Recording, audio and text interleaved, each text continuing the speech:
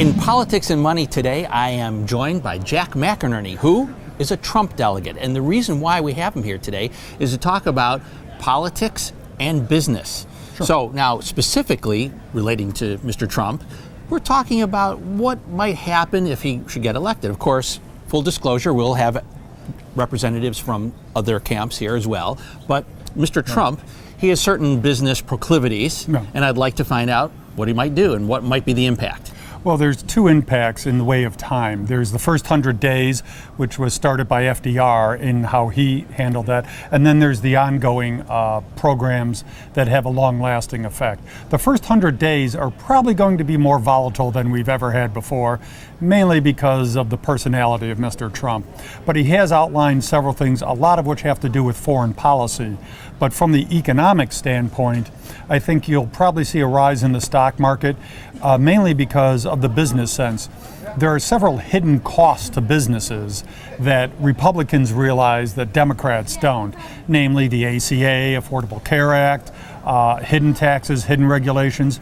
Our government produces 93,000 pages of new regulations each and every year. And that's not even including the tax code. And that's not including the tax code, which is now over 10 million words, which if you don't memorize every single word, you're a criminal.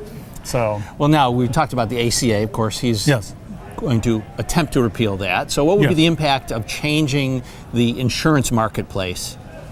Well, we'd have a freer insurance marketplace, but at the end of the day, insurance is a very complex thing. Healthcare is a very complex thing. It's always changing. It's very expensive. But one of the things might be the repeal of the Douglas-McCarran Act, which basically says insurance companies are regulated state by state.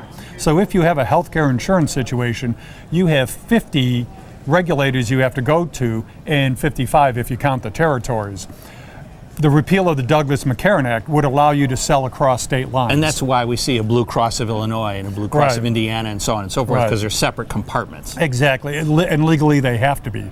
But if I want to buy insurance, I can buy health insurance from somebody on the West Coast. Why can't I buy a life insurance? Why can't I buy health insurance from them? Now, talking about employment. Yes. We were certainly the minimum wage comes in. There's an issue there. Tell me about the position. Every single study except one or two, and there's been hundreds on them, that basically state every time you raise the minimum wage, you reduce minimum wage jobs.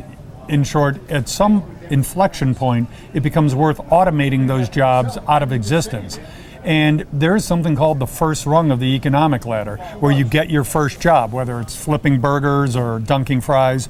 Well, Wendy's, McDonald's, and other burger chains are now figuring out how to automate those, because that $8 job just isn't worth $15. You can get a machine to replace that.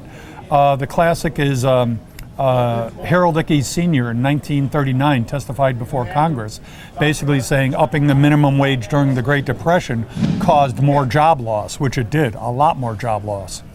Jack, I want to thank you very much for joining us. Very interesting.